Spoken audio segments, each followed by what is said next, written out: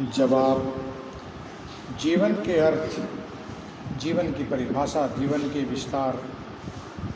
समाज की परिभाषा, तंत्र की परिभाषा, मंत्र की परिभाषा, ज्योतिष, योग, अध्यात्म, कर्मकांड, साधना, जप, ध्यान आदि की परिभाषाओं को जब आप समझ लेंगे तब आपको निर्धारित करना है कि आपका जीवन क्या है, जीवन का लक्ष्य क्या है, जीवन का उद्देश्य क्या है। जब तक आप अपने व्यक्तिगत जीवन, सामाजिक जीवन, पारिवारिक जीवन, धर्म, अध्यात्म, कर्मकांड, इन सारे चीज़ों की परिभाषाओं को, अर्थों को, उसकी व्याख्या और विस्तार को जब तक आप नहीं समझेंगे,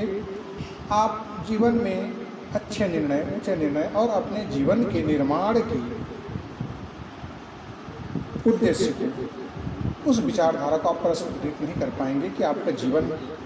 क्या है, आपके जीवन का क्या कोई उद्देश्य है, क्या आप जीवन में कुछ करना चाहते हैं या आपको क्या करना है या जीवन में क्या कुछ नहीं करना है।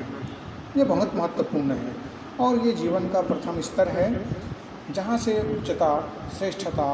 जीवन, शिक्षा, अध्यात्म का उदय होता है। उसके लिए ज़रूरी है कि हम जीवन के इन सारे बहुआयामी पक्षों के अर्थ को, उसकी परिभाषाओं को, उसके विस्तारण को, उसके लक्ष्य को, उसके चिंतन को, उसके सूत्रों को हम समझें। जब तक हम समझेंगे नहीं, हम तब तक स्वयं के लिए, स्वयं के जीवन के लिए किसी विचारधारा का, किसी जीवन के सूत्र का, किसी उद्देश्य का हम निर्माण नहीं कर सकते। इसलिए ज़रूरी है कि हम अपने जीवन में इन व्यापक जीवन के बिंदुओं को हम समझें और प्रैक्टिकल समझें, जीवन में उतार के देखें, करके देखें और उनका व्यवहारिक जीवन में उपयोग करने के पश्चात जो उसका परिणाम आए, निर्णय आए, उसके आधार पर हम अपने जीवन के लिए लक्ष्य का निर्धारण करें कि हम इस जीवन में, अपने जीवन में इन चीज़ों को धारण करेंगे, ग्रहण करेंगे और हम अपने जीवन को इन बिंदुओं के आधार पर, इन तथ्यों के आधार पर, इन सूत्रों और इन कर्मों के आधार पर, इन विचारों में हम अपने जीवन को आगे प्रवाहमान करेंगे, जीवन को जिएंगे। और जब तक जीवन का कोई लक्ष्य आप निर्धारित नहीं करेंगे, जीवन के लिए कोई उद्देश्य निर्धारित नहीं करेंगे, जीवन के लिए कोई तथ्य बिंदु, कोई सूत्र निर्धारित नहीं करेंगे, तब तक आपका जीवन आदर्श में नहीं हो सकता, व्यवस्थित नहीं हो सकता, आप कर्मवान नहीं हो सकते, आप श्रेष्ठता की ओर अग्रसर नहीं हो सकते, आप जीवन में उच्च कर्म की ओर, आदर्श की ओर और उच्चता की ओर आप गतिशील नहीं हो सकते। इसके लिए ज़रूरी है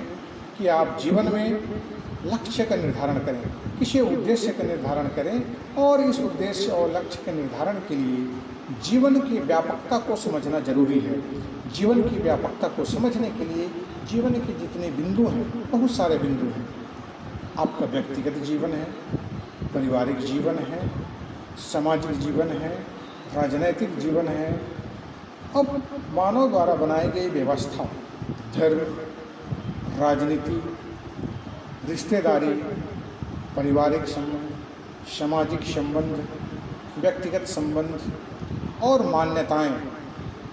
इन सारी चीज़ों को समझकर और इनकी जो उपयोगिताएं हैं, मान्यताएं हैं, इनको जब हम समझ लेंगे, जब आप समझ लेंगे तब आप जीवन में निर्धारित कर पाएंगे कि जीवन का लक्ष्य क्या है या जीवन का उद्देश्य क्या होना चाहिए। तो जीवन में लक्ष्य के निर्धारण के लिए, उद्देश्य के निर्धारण के लिए जीवन की व्यापकता को समझना जरूरी है। जीवन के जो आयाम हैं, जो हमने अभी आपको बताया, जीवन के जो बिंदु हैं, व्यक्तिगत जीवन है, पारिवारिक जीवन है, सामाजिक जीवन है, मान्यताएं हैं, धर्म है, इन सारे बिंदुओं को जब तक आप नहीं समझेंगे, इनके अलग अलग बिंदुओं की पूरी व्याख्या नहीं समझेंगे, उसके विस्तारण को नहीं समझेंगे, तब तक आप जीवन का लक्ष्य, जीवन का उद्देश्य आप निर्धारित नहीं कर पाएंगे। और जब तक आप जीवन का लक्ष्य और उद्देश्य निर्धारित नहीं कर पाएंगे, तब तक आप अपने जीवन के लिए श्रेष्ठ कर्म, श्रेष्ठ विचार और एक दशा और एक दिशा और एक उच्चता को आप धारण नहीं कर पाएंगे, उस पर और अग्रसर नहीं हो पाएंगे। इसलिए ज़रूरी है कि आप अपने जीवन में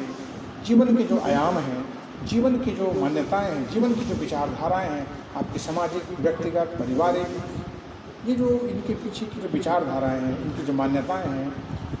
उन सारे बिंदुओं को आप समझें जीवन में, तभी आपके जीवन में एक श्रेष्ठता का उदय होगा और निश्चित रूप से आप श्रेष्ठता को ग्रहण करते हुए उच्च जीवन को प्राप्त करेंगे, शतोमय जीवन की ओर आप अग्रसर होंगे।